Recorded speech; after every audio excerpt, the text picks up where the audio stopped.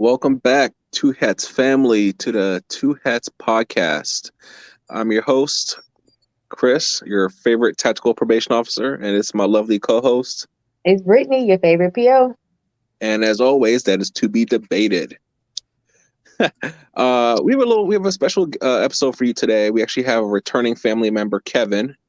I can't remember exactly what number episode he was in, but he's returning. And on top of that, he's bringing somebody special with him. Kevin, go ahead and introduce your special guest for today. Well, my special guest would be someone who I am very familiar with, and is a newly minted probation and parole officer in our department, and she happens to be my wife. And her name is Jackie. Hi. Hey, Y'all welcome, Jackie. Thank you. Welcome to the family, So we're gonna do things a little different today, since we already kind of spoke in the last episode, and I'm sure we'll find out what episode it was and put it in the description. So if anyone wants to go back and listen to the original episode with Kevin, we'll put that in there for you guys. But today, my understanding is Jackie is going through the Probation Pro Academy, and we're gonna focus today just on talking about probation officer training. So, Brittany focuses a lot on trying to bring people into the probation and parole family. I know she does consulting with that. So a lot of people might have questions on, well, what's the training like? And the short answer is, it's different where you live. Yep. I'm sure Brittany will tell us how, what she had to go through when she was officer in Texas, and all the way up to, there's everything from lowest to the low and minimum of requirements, all the way up to our last episode 25 with Lynn from Utah, where they have to go through a full police academy. Ooh. So the probation blew my mind. If yes. y'all want to be POs, come to Texas. It's real fast. 1 week, you in there. So before we jump into that, Jackie, why don't you go ahead and tell us a little bit about yourself? All right. Well, of course, my name's Jackie. I have a background in mental health. That's what I've done for many, many, many years. Mental health and the social work side of it. Recently left where I was to pursue other things, and I landed in probation and parole on a whim. Put my application in, really didn't think anything of it, and got a phone call, got an interview, and then got a phone call that I got the job. I have 3 degrees, 2 of them in business and the other one in human services. That's about it. Wow, lots of experience is what I'm hearing, especially on the mental health side. I'm sure that helps you when you're living at home with Kevin. Trust me, it does. I'll agree with that. All right, so I want to know is then what led you to wanting to transition from the service side to the probation side? As everyone knows, I started out as a juvenile drug and alcohol counselor, and then I made a transition into probation and parole. So what was your decision that took you from the mental health side to want to come over here to the two hat side? Really, it was just, there was no room for growth where I was at, and I felt that there was more out there for me. Yes. I had never really talked about even doing anything as far as probation and parole or law enforcement goes at all, because that's just not my thing. But I have quickly come to realize that I'm utilizing a lot of skills that I already possess, and a lot of the knowledge I already know. And it's been very helpful in the little bit of time I've already been working with them. And I talked to Kevin about it, and I said, "You think this is a good idea?" And he very much encouraged me to go for it. He said, "If you think you can do it," he's like, "I'll back you 100%." And so I went for it. Ooh, good answer, Kevin. Good answer.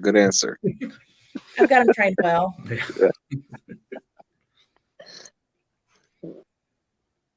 All right, so I'm sure you're telling Kevin about your experiences going through the academy. Kevin, has she told you anything in terms of how training has changed from when you went through to what she's going through right now?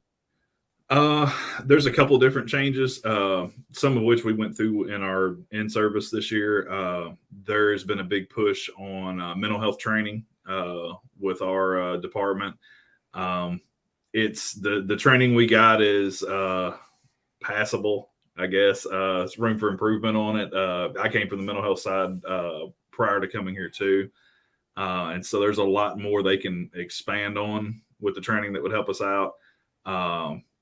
But that is becoming a big push in our department. The rumor has not been put out to us though, but the rumor is going around that we're about to start mental health caseloads in our department, which we don't have prior to now. So you guys work in the same office?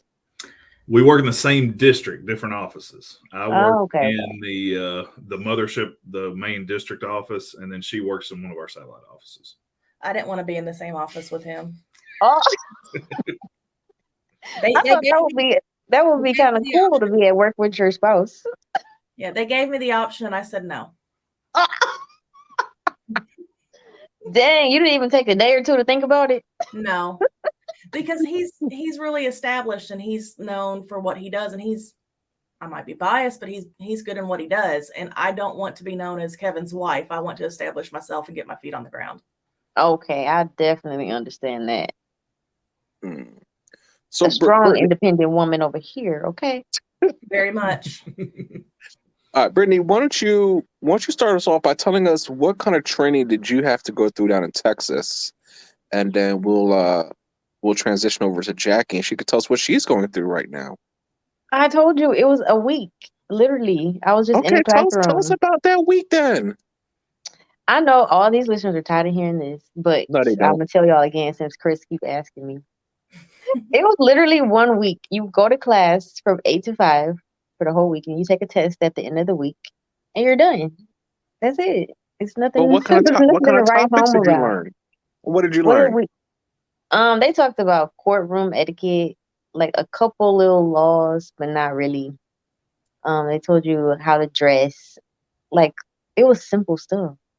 And then they talked about the different ways that they really, really focus on courtroom etiquette. I don't know why that was such a big deal, but I'm glad they talked about that because I had never been in a courtroom setting like in that capacity. So that was kind of helpful. That was probably like the best part. And then like on day 4, they did like mock trials where they tell you how you're supposed to act when you have to be cross-examined or you have to go in for what do they call it? When you get subpoenaed to court. Testify. Okay. Yeah, they talked about that, like how to handle that. That was like the most fun day. Yeah, and you took a test and you're done. If you pass, good. If you don't pass, they give you a second chance, and then after that, I don't think you get no more chances. There's no PT, there's no physical test, there's like nothing. Why y'all are sitting here looking shocked?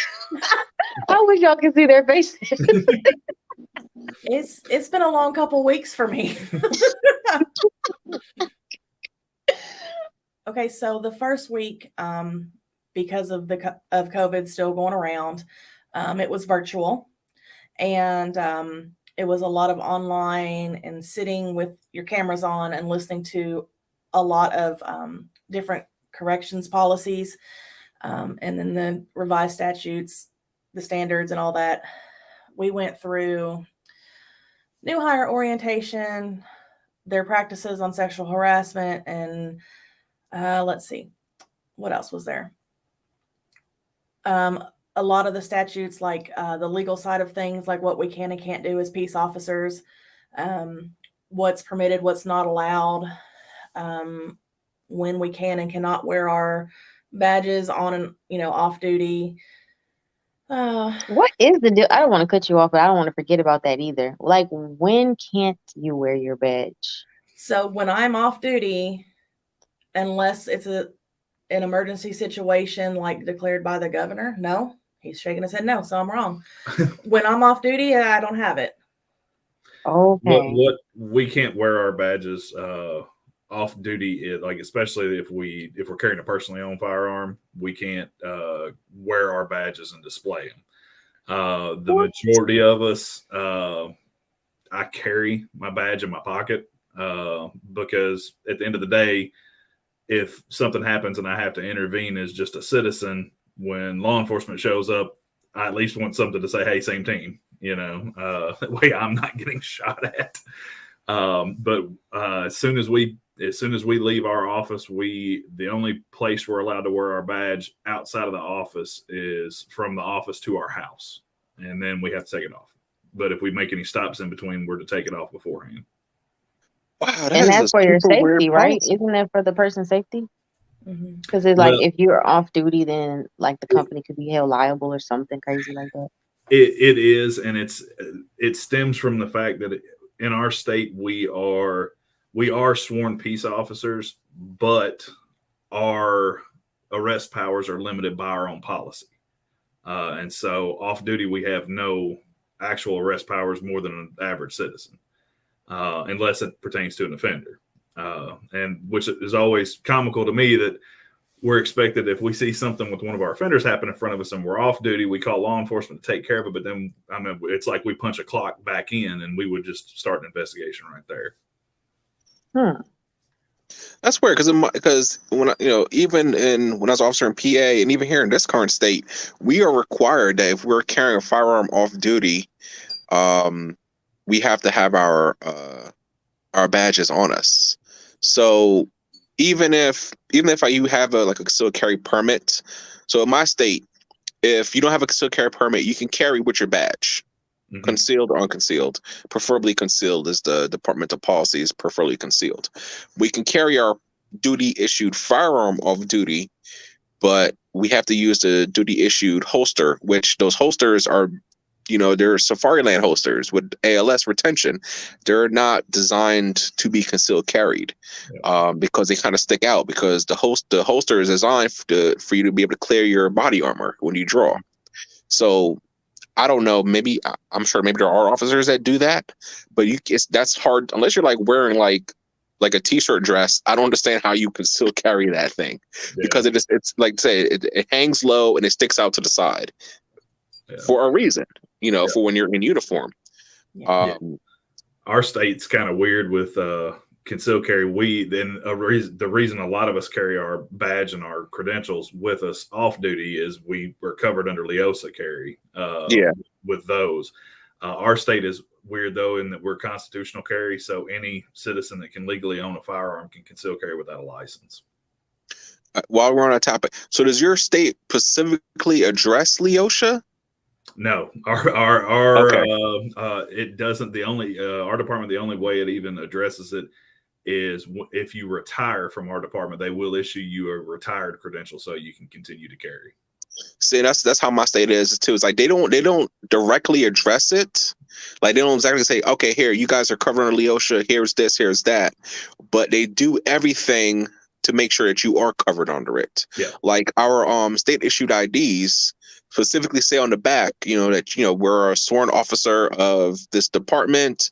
We have full arrest powers and we can carry firearms. It says it on our IDs, which is one of the requirements for Leosha. So I just think it's funny how a lot of these departments are like, oh well, we don't really want to touch it, but we'll just make sure that they're covered. You know what I mean? Yeah. But anyway, that's still, like I said, it's still weird that your state doesn't want you guys to wear your badges off duty. Like literally, that's our job specifically demands it. You know what I'm saying? Yeah. Like it's required. Think, He's showing off his badge. No, don't do that. Why you hating for? They don't want us to be. I think they don't want us to be considered or confused with the police. Yeah, that's what I figured. Oh boy. Of course, Anyway, we don't have those kind of problems over here in Texas because we're not arresting nobody anyway. But Jackie, I want you to go ahead and go back to your training. Sorry, I went off on a tangent. Oh, you're fine. You're fine. So week 1 was just a bunch of, like I said, a bunch of legal stuff and going over statutes and standards and policies and practices. And week 2 was in person. We learned to do the assessments on our people to determine what risk level they are as far as reoffending goes. I kind of struggled with it until I realized it was very similar to something I have done with my previous job with assessing for psychosis. And so I just kind of translated everything over and went from there. And it was 2 days of learning, and I tested out. The entire class, our entire academy class of 33 at the time, we all passed it. Oh, what's the name of that assessment? It'll identify our state if we give it. Oh yeah, that's right. Dang it. It is based on the ORAS, the Ohio Risk Needs Assessment. Okay, perfection. Yeah, it's based. Oh, I forgot to mention that in my state we did that training, the assessment training, but we did it separately from the probation officer training.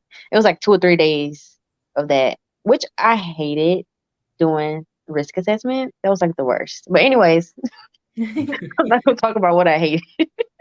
We talked about mental health in both our clients and trying and keeping our mental health as an officer in check. That's big. You'll probably get a laugh out of this when we learn how to make a meth lab. Can you teach me? No, just Just watch Breaking Bad. We had a gentleman come in, and he talked about, when we have to go into houses, things to look for and identifying drugs and stuff like that. And part of it was learning what a meth lab looks like and how it actually works, so we know for our own safety if we come across one what we should and should not do. See, there was that. That was week 2. What else did I do on week 2? It's been a rough couple weeks. How much longer do you have? I have 1 more week left. Oh, okay, it's only 3 weeks. That's good. No, it's 5. Oh, it's 5. Yeah, she's just made it through week 2. She hasn't made it to week 3 yet. So week 3 was CPR, first aid, Narcan training. What else? Defensive tactics, core correctional practices. Oh wow, they cram a lot in there. And the OC spray, which I never, ever, ever, ever want to do again. If I have to, I will probably quit.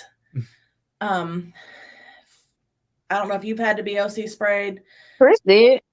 But the best description I can give you is it's 1,000 micro mini midgets running over your face with tiki torches and fiberglass. It was awful.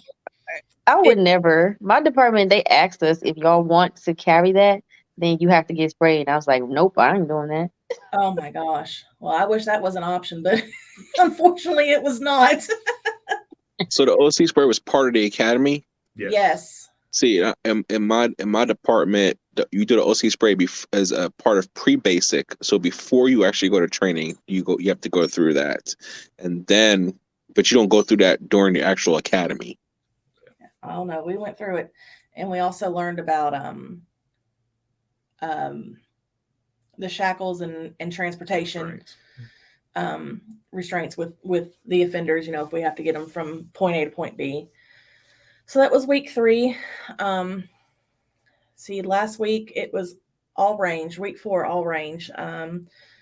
Going over the basics of the weapon, learning the parts, learning how each part worked, taking it apart, putting it together. Then we went out to the dry firing lines and worked on, drawing your weapon. We worked on how you drop a magazine, put a new magazine in, tactical and emergency reloads.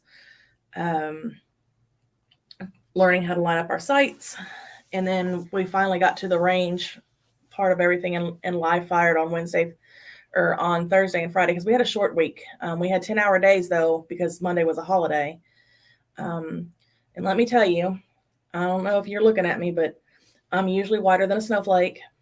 So I've gotten quite a bit of sun. I'm a little sore. I bet it sounds like you've been through the ringer, okay? She still got the hardest week left. Piece of cake. But we did. I'm not overly familiar with the 40 caliber, which is what we use. Is that right? 40 caliber? Mm-hmm. Yeah. I just feel like I'm saying it wrong for some reason. I prefer a 9mm. So I've had some wrist surgeries in the past, and so my grip and my wrists will get very weak very quick. And so I have to use a wrist brace, and they allowed me to use it to fire. And once I got comfortable with it, I could see my shot group tightening up and everything else. And we did a mock qualification course yesterday before we left for the weekend, and I would have passed with flying colors. We have to hit 35 out of 50. I hit 45 or 46. I know that's right. So I took him out. He was gone. He was goner. If not, he's not very happy. But we did all sorts of fun drills. Like we did this one drill where we had different colored paper up with different shapes, and there was 3 of us in a group and one instructor behind us yelling what we were shooting at.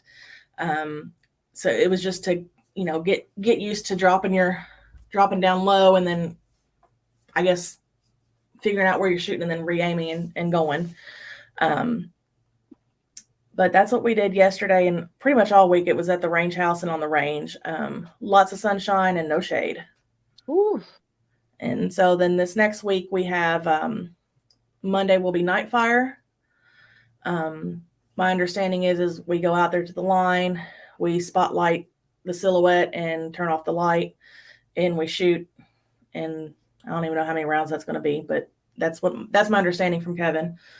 And Tuesday is qualification day on the range, and then we will start what they call the mock training Glass houses. For glass houses, just clearing a house and different situations you might encounter if you're on a home visit, stuff like that. And then graduation will be Friday. Ooh, you ready? I'm ready to be home with some regularity because I do not sleep well when I'm away from home, and I'm telling you, I've pretty well slept on the weekends. And I feel bad because I'm neglecting the family, but if I don't sleep, I'm not nice. I know the feeling. Then you graduate and your real training begins after that because you enter the FTO program. Oh, wow. So question for you, Jackie. So did everyone in your class, well, I guess they haven't done qualifications yet. Does it look like everyone in your class is probably going to end up passing, or do you have any people that are struggling? Oh, no. There's about 4. 2 of those 4, I can probably almost make you a money back guarantee that they are not going to qualify. On the first go around. They'll give them a couple tries. On the first go around. And I'd be surprised if they qualified at all, to be honest. The other 2 of those 4, if they don't qualify in the first go round, they'll get it the second go round. They're just, we've got some who have never shot a gun. We've got some who never take it seriously. I've actually been concerned for my safety this week a few times. We've got one, they go to reload, or, you go from strong hand to weak hand grip and everything else. And she's slinging that weapon around and no regard for where it's aimed or whatever. And her hand's always in the trigger well. So I honestly don't think she's going to pass it. I think she'll be one of my ones for sure that doesn't pass it. And let me preface what she's saying, that what we've discovered with our academy is when you have prior military service members like myself, and Jackie was also in the military, we have this expectation of what the training is going to be like. When we get to the academy, we're thinking it's going to be, military level training. And I've explained to her that's not actually the case, that this is not even basic, Army Reserve easy type training. This is what happens when they give social workers guns and tell us to go play cop for a little bit. That's an interesting way of looking at it. But yeah, like I said, I'm pretty sure that at least 2 of the 4 that we all keep an eye on aren't going to get through it. The other 2, I think, honestly, if they don't make it the first round, they'll get it the second round. So the reason I ask that is because in my state, we actually do firearms first, because carrying a firearm is mandatory for the job. If you don't qualify at the end of the first week, at night fire and regular day qualifications, they dismiss you from the academy. They're not going to waste going through all the other weeks and all the other stuff just to send you home at the end, or say you don't qualify at the end. And I think we had one girl in my class that got recycled. She did not qualify with a firearm. They gave her extra training, one-on-one attention, one-on-one time on the range, and she just could not get it. And they did end up sending her home. So I think that's why our state, like I said, they kind of get it out the way first, because that's probably the part where most people are going to fail at, is the firearm stuff. I think the reason they set ours up like that initially is for the longest time, P&P was mainly in our state filled with former corrections officers that came over because we're under the Department of Corrections. And so they come over with the firearms training, and so they were more worried about can they figure out the actual office stuff. And but what they found now is we have recruits coming in that don't even know they're required to carry a firearm. They don't read it in the job description. Yeah. And so they get there and they weren't expecting it and were intimidated by it. That's one of the ones I was telling you about that I think will pass on the first or second go. She's never so much as carried a weapon. She's terrified of them. But as the week has progressed, we watched her confidence grow. She's still shaky on her feet with it, but she's gotten so much better. And I honestly would feel comfortable with her behind me if I needed a backup. But now there's two. I would rather them just be in front of me and stay up there. But that's the part that worries me, because clearly I view everything from a tactical approach, and I'm a really big proponent of officer safety, and it's just scary when you have these people that they barely qualify. They I think our minimum score is a 70 something out of 100, and I'm like, and people are getting like 75s and they're happy. I'm like, that's scary. That means you're missing a lot. And most of our shots are up close. Yeah. Yeah. I think we do maybe like 6 rounds from the 15 and 6 rounds from 25. Everything else is up close. And if you're messing those up, don't be around me. Yeah. 40 of ours are up close. From 3 to 7 yards, and the rest are a little bit further. But if you hit at least 35, you're good, but you have to be able to shoot from the back lines, even if you don't hit it. Yeah. In theory, you can actually miss all your shots at 15 to 25 and still pass the way our scoring works. That's same with ours. Same with ours, but you have to at least have rounds in your magazine to fire from those further back positions, which is the one I was telling you that, just kind of swings it around and doesn't listen. When we did the mock drill yesterday, the mock qualification, he was saying single fire and she was double firing. By the time she got to the 15 and the 20, she was out. Wow. In theory, she qualified, but because she didn't fire off those back 2 lines, she didn't qualify. Yeah, that's definitely scary. Wow. So you have a loss for words.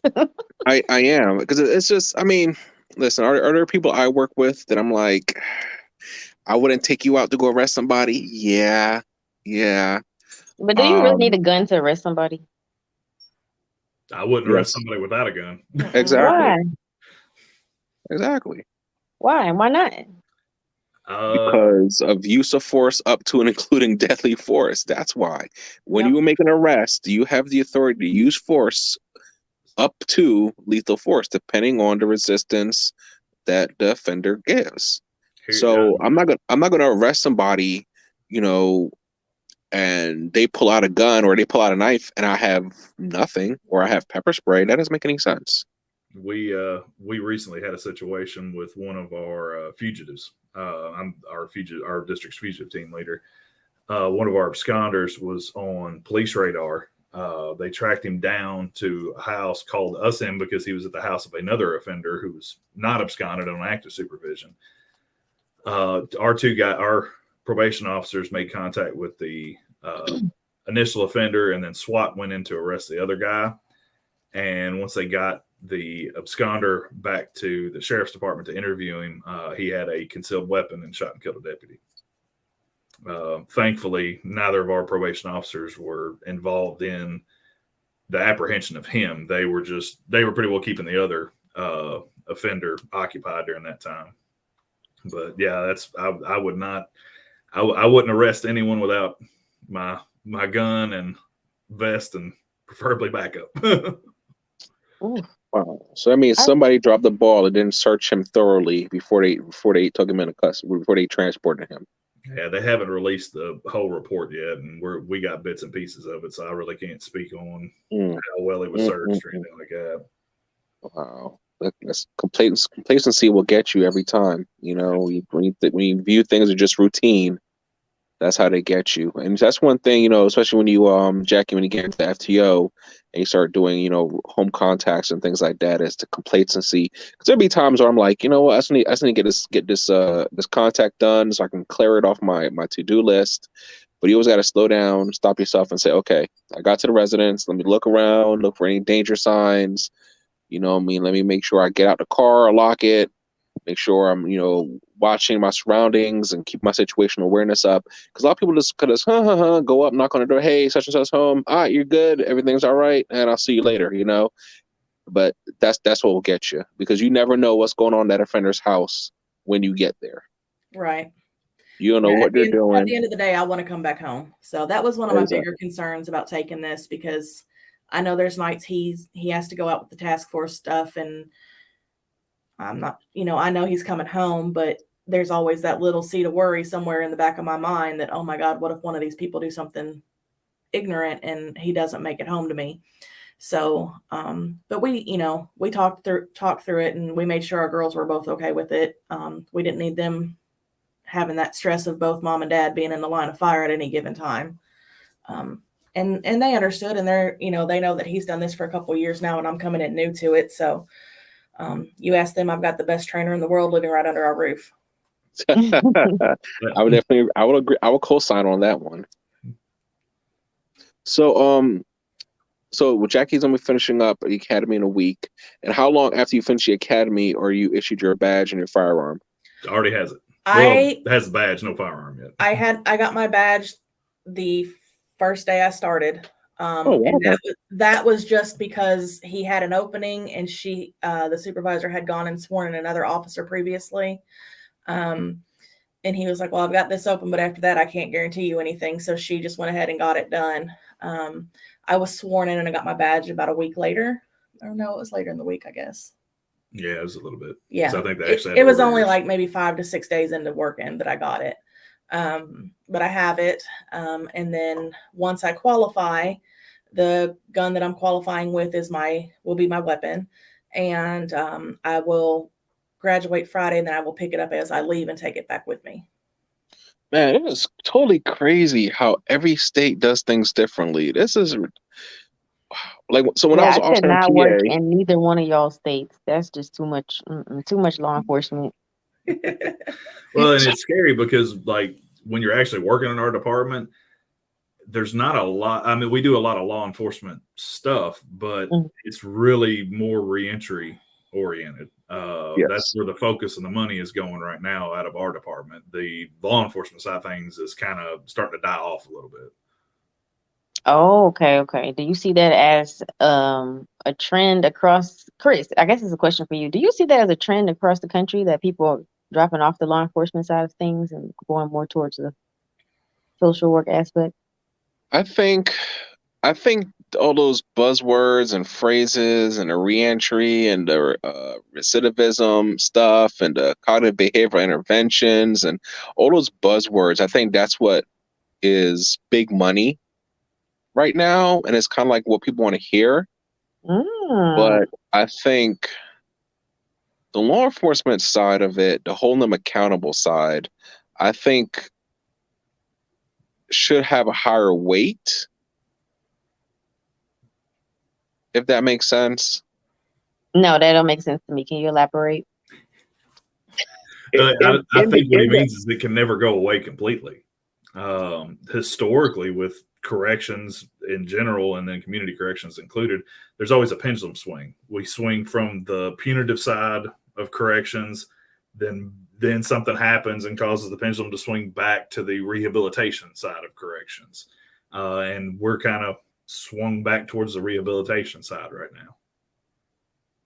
So what is causing that shift?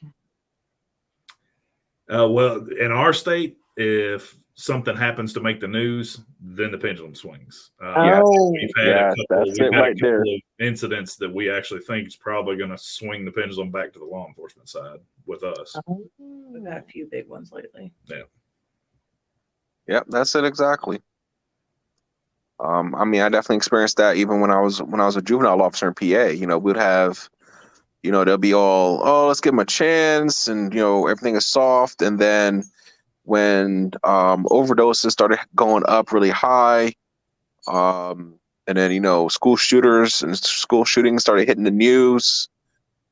No, everybody got locked up. I mean, if a kid said the wrong thing at school, they were getting locked up. It was zero tolerance. Don't pass go. Don't collect $200. It was crazy. Have you guys heard about the shooting that just happened in Texas? Mm-hmm. Oh And yeah. where they were talking about how the officers didn't go in right away. Like, Mm-hmm. hey, I mean, y'all heard about it, right? Yeah. Oh, yeah. yeah. Oh yeah. Okay, there was this mom that I just saw on the news. The mom had actually gone into the school to get her kids out, and the mom was actually on probation. And they told her, they said law enforcement was contacting her, talking about she could be facing a violation for obstruction of justice, violation of probation, for going in to save her own children when the cops are just sitting outside waiting for the shooter to finish shooting. I guess I don't know. Yeah. That was crazy. That needs to be a situation where a little common sense needs to come into Thank play. you. Like, what the heck? That sounds like they're harassing this lady because they want her to be quiet and not talk about how the law enforcement dropped the ball on that one a little bit.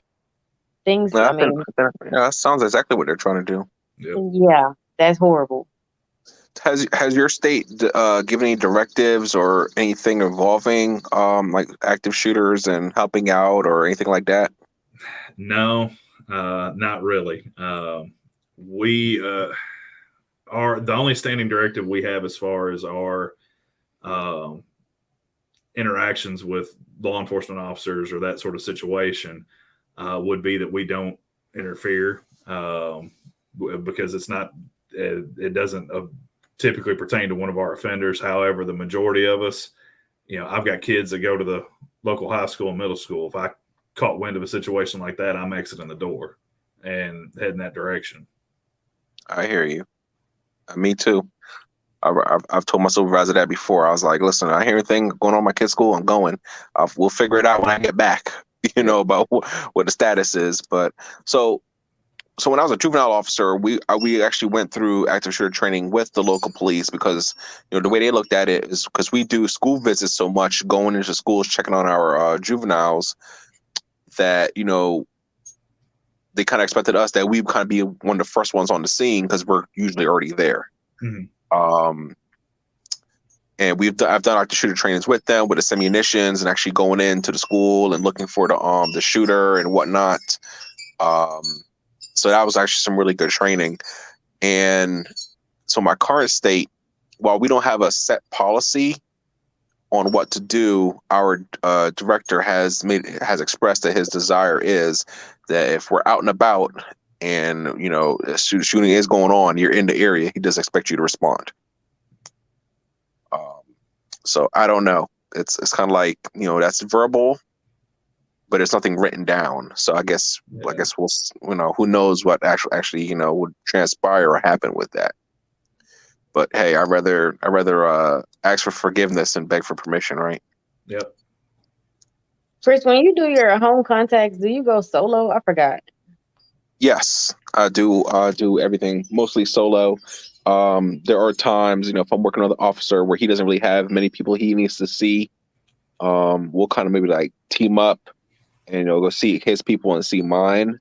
That always throws the offenders off. When I show up on another person, they're like, "Is something going on? Should I be aware? Am I getting arrested?" I'm like, "No, just we're just out helping each other today because that is such a rare thing that does happen." Have you ever had to draw your weapon as an adult PO in response to some craziness going on with one of your offenders, Chris? Yes. I had to do that once. We were serving a warrant. No, sorry, we weren't serving a warrant. We were doing a search on a gang member, and he hopped out of bed with at the moment, it appeared to be a gun. It ended up being a BB gun, and he almost lost his life over a BB gun. All because he was worried I was going to find it. I was like, so your idea was to jump out of bed with the gun in your hand? Yeah, Hey, it was he almost lost his life, and he even at the end, while we were taking him to jail, he still wasn't comprehending the fact that he almost lost his life. Yeah. y'all startled him. That's why. But what about you? Have you had to draw your weapon? I have. Yeah. Similar situation. We were going to a trailer to serve a warrant with detectives from our local PD, and I worked my way back to the room that the offender was in. He was in bed with his girlfriend, wife, fiance, whatever she was.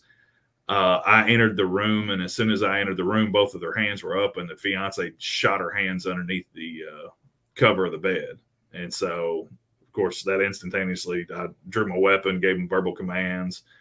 Thankfully, I think she was just hiding some marijuana. We didn't search. We were just there to arrest him on the warrant, so we didn't really search. It wasn't his actual house we were at. And so we went to cuff him up, and he decided that he was going to play games and not cooperate. And so we actually had to get a little physical with him to get his hands behind his back and get him cuffed. But I've drawn it clearing houses a lot.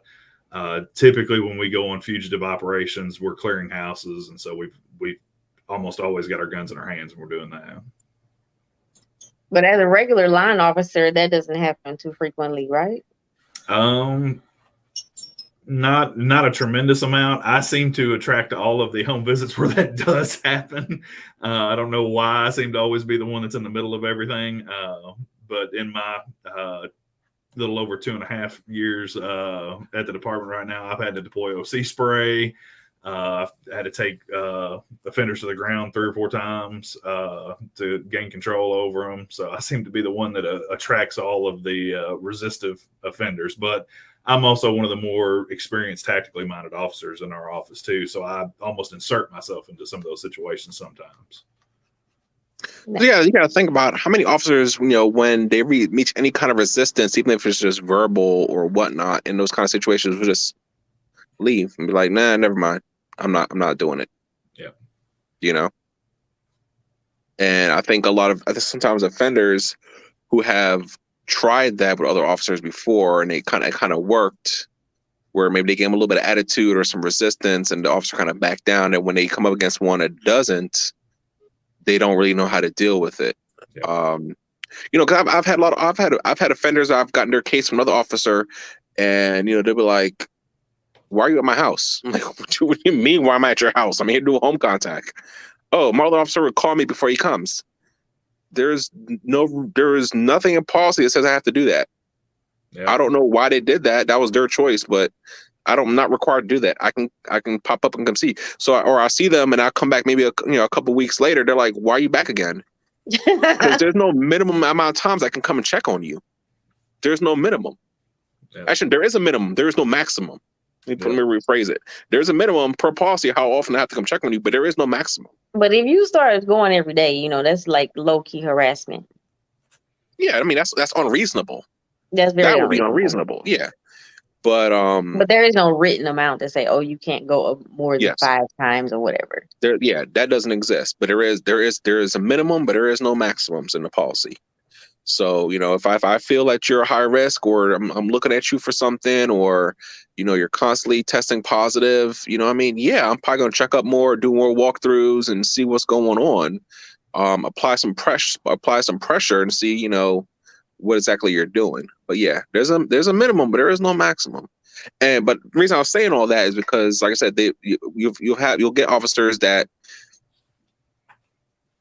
they do less than the minimum, or their minimum is a little suspicious. Yeah. Like I've had offenders tell me, "Oh, my officer never comes to the house. They just pull up to the driveway, call me, I come out, they see my face, and they drive away." What? Yeah. That's definitely not in policy. No, policy. That is not what policy says. You know what I mean? I want to switch gears, Chris. I want to switch gears. I need to ask Mr. and Mrs. P.O. over here about their Instagram, if they don't mind sharing. Because they share a lot of their experiences on there. So you guys listening, let's see what Mr. and Mrs. P.O. That's literally their name, y'all. So tell us about your Instagram page. Go ahead. Kevin had the idea to start it. And I was like, oh, okay. And I think he probably started about the time I actually applied. No, when you were hired. Well, it seems like he had the idea before then. But anyways, so he's the main controller behind it. I just give stuff for it that if he asks me for it. But it just right now he's kind of following along with my weekly recaps of the academy. You know what he talked about the deputy that was shot. There was a tribute to him on there. It's just kind of following our shenanigans and the law enforcement side of things, and even a little bit into our married life. I'm sure we'll get on there somehow because it just there's no way it can't. Is your page is it public? Like, can Yeah. anybody follow your page? Okay. Yeah. Because Yeah, I am anybody. going to shout it out. I'm going to be sending some people your way because Yep. you guys have some entertaining content on there. We do. When we started it, I just kind of started it to because we're in two different places in our PO journey. She's new, starting out, just going through the initial training in the academy and finding her place in the PO world and everything. Versus I've been at it for 2.5 years, a fugitive team leader and an FTO and all these other things. And so I've got a little more of a different viewpoint at things than she has. And to me, her viewpoint is refreshing because I remember when I was first starting out and I had all these grand ideas of, man, I'm going to make a difference and you know, turn these offenders around, and you start getting some years on you, and that starts getting jaded a little bit. And so to me, seeing that excitement in her is kind of refreshing. So I'm going to make sure you guys follow. It's literally Mr. and Mrs. Pio on Instagram. Are you putting your journey on any other platform? No. Not right now. No? Okay. We've talked about if the interest is in there expanding out, maybe doing a podcast later on or something like that. Oh, Chris, you have some competition. No, it's no competition. It's family. I'm just playing. Chris. Yes. You sleep? I'm going to have to edit this part out. What are you talking about? I'm right here. You was asking questions about the Instagram. Can you see all the faces on the screen? Yes, I see everybody. Okay, because I had to change the layout because it was looking kind of funny earlier. Oh, okay. I mean, we're just posting voice anyway, so. No, but I couldn't see their faces before, but now I can. Anyway, so anything you guys want to share in terms of you know, the journey, what you want to accomplish with your Instagram page? Anything for anybody coming in new into the career? Anything for anybody new? For anybody new coming in, I would just say don't be surprised at what you're going to see and hear. My second week there, I literally had one start a bunch of nonsense, an offender start a bunch of nonsense in the office. And it continued on as they took him to the county jail. And then when he held his breath until his pacemaker went off and they had to take him to the hospital. I've also had I've got one that was messaging this morning and yesterday telling me he was reporting to me via text message because he had law enforcement contact. And I was trying to get him to understand I'm at training. I'm not even in the office. I need you to go down there and talk to them. That way they can make sure they get everything they need from you. But he just wasn't getting it. So like I said, I think with any job, really, you never know what you see you're going to get. But this one has really been interesting so far. I've only been going at it since mid-April. Yes, I tell people all the time, there's never a dull day with probation and parole. No, not at all. Wait, so Jackie, you have a caseload already? Yes. Oh, wow. That's different. Yeah, she, what, 2 counties? Yeah, I've got 2 counties. The county our office is located in, and then I've got an entire county by itself just because it's a smaller, less populated county. It's more rural than anything. I probably ain't got but 25 people out of that county. Okay. What's the average caseload going to be? Like a number. Every day my number changes. So I haven't looked at it lately just because I've been at training and whatnot. But the last time I did look, I had 105. But I think I've been assigned and removed some, so it's probably still right in there. I would say anywhere between 105 to 109 is what it was bouncing around between. Our Lord. state average, the governor actually addressed it here a while back, but they want our state average at 90. I haven't seen 90 in a year. I've got 100 and I think either 119 or 120 on mine. But I'm in the large county of our district. Okay.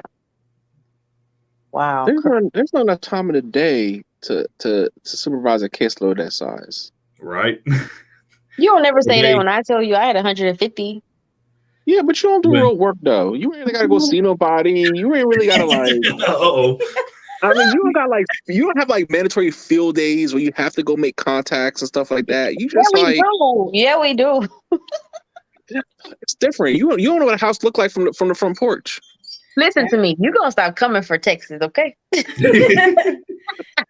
Our office right now, the two new officers in our district are me and the one I've been at the academy with, and we're both in the same office. So his caseload's a little bit larger. I think it was like 122.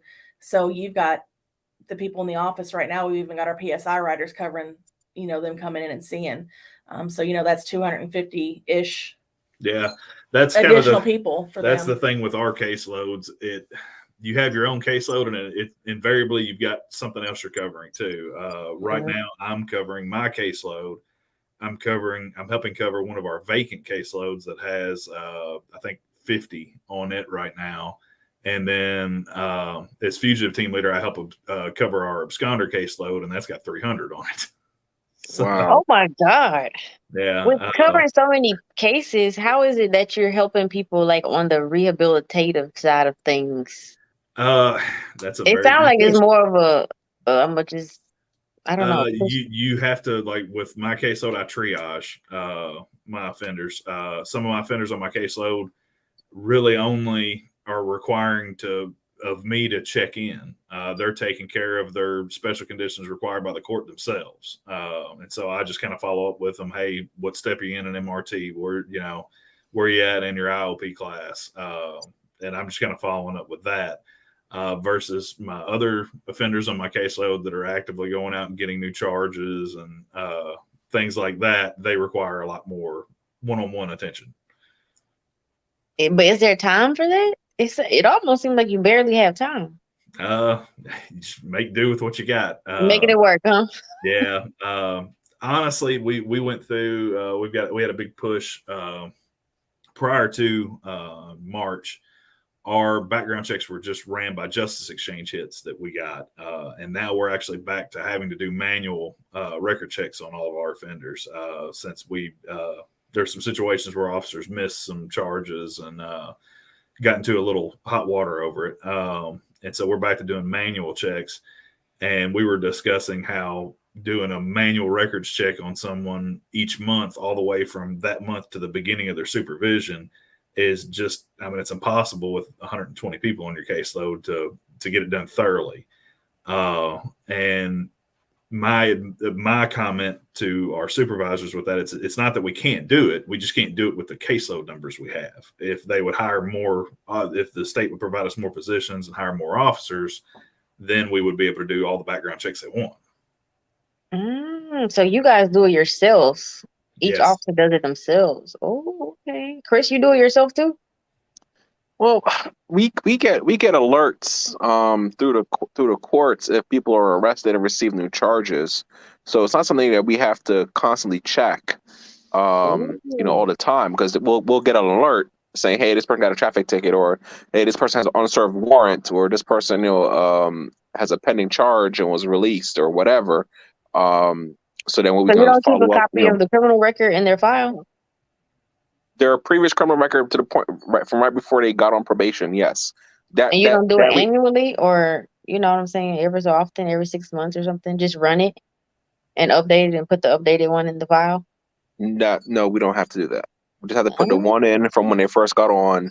And then, like I said, while they're on probation, we keep track of any new or pending charges.